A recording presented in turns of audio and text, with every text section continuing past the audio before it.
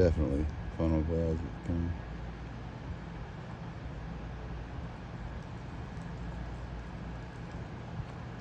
Uh-oh. Uh-oh, ladies and gentlemen.